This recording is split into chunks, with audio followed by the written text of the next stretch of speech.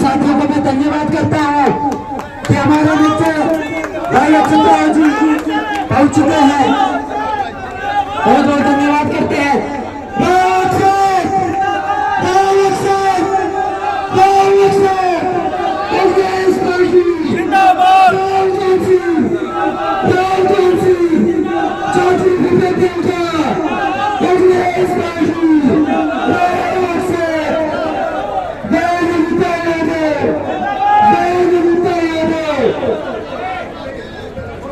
Stage की मर्यादा बनाए रखें। सभी ग्रामवासियों से मेरा निवेदन है कि आप बैठ जाएं। हमारी मत है आज के हमारे महबूब नेता कांग्रेस के वरिष्ठ नेता बैठ जाएं। क्योंकि एक बड़ा उत्सव है और ये उत्सव आप मना रहे हैं कि मैं मैडम अनीता यादव जी से रिक्वेस्ट करूंगा कि वो आपसे उत्फुल्लित होकर के संबोधित होकर के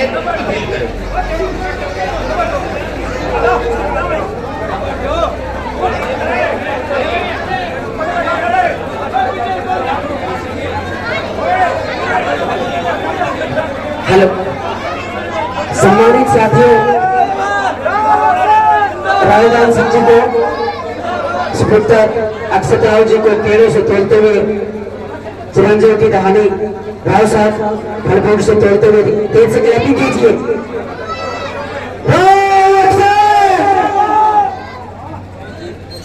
साथियों, मैं आपको बताना चाहता हूँ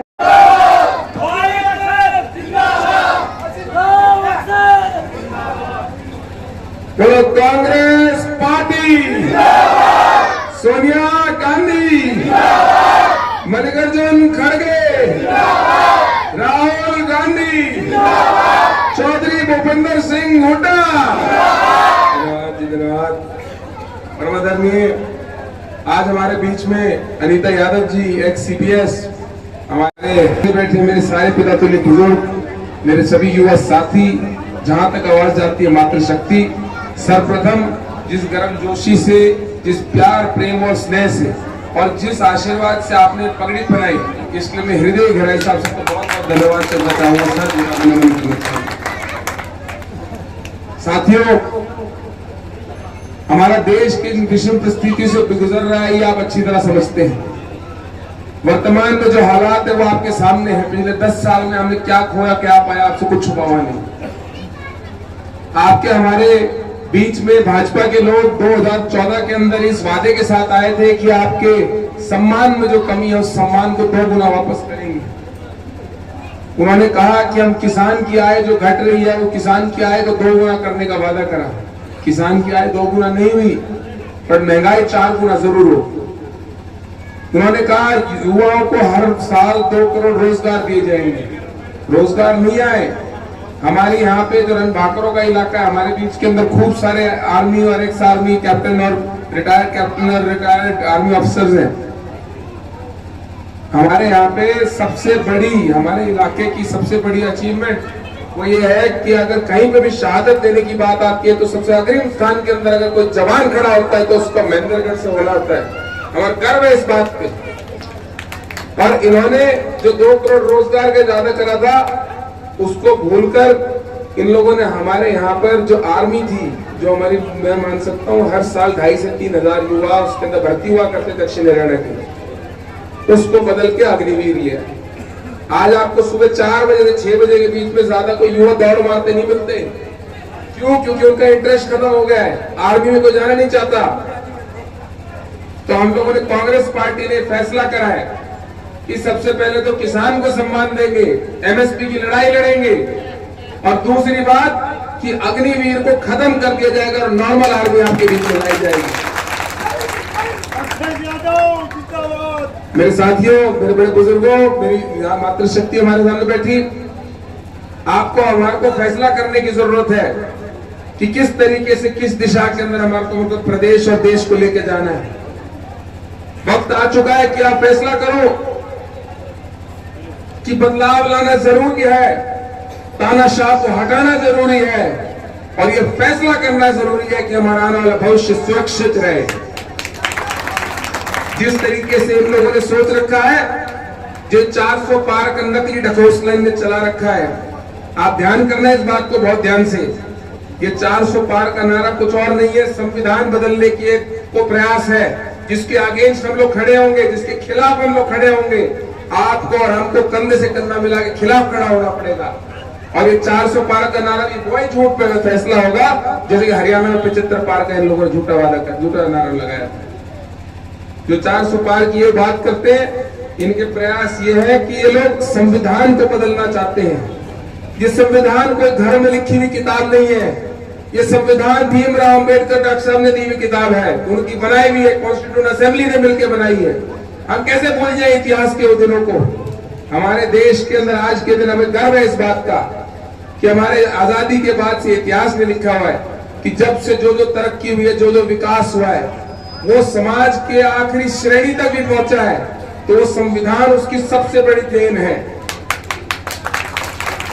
तो हमारे पर आपको लड़ाई करना है इन तानाशाहों से जो आप पर हमारा संविधान खत्म करने का प्रयास कर रहे हैं, क्योंकि ये संविधान खत्म करने के बाद अगला प्रयास हमारे आरक्षण पे करेंगे।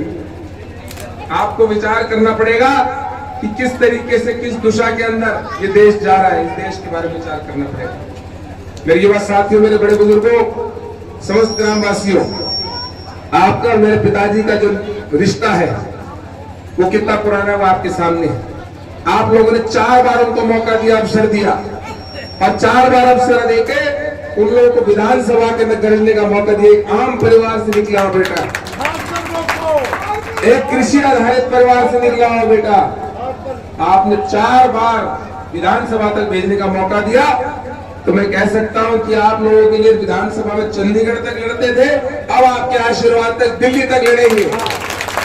और इस पक्का बात विश्वास दिलाता हूं, जब जब दिल्ली में गरजेंगे तो आप लोगों के लिए गरजेंगे, आपकी जरूरतों के, अपने हक और अधिकार के लिए गरजेंगे। इस बात का पूरा विश्वास दिलाता हूं आपको।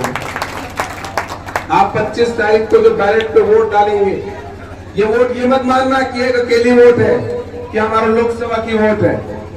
ये लोकसभा के अकेली वोट मत मानना, क्योंकि ये वोट ऐसी वोट होगी कि बैलेट आप बटन यहां दबाओगे, असर उसका दिल्ली में होगा और उसकी गड़गड़ाहट चंडीगढ़ तक पहुंचेगी, आपकी सरकार लेकर आएगी। आपको विश्वास दिलाता हूं इस बात का।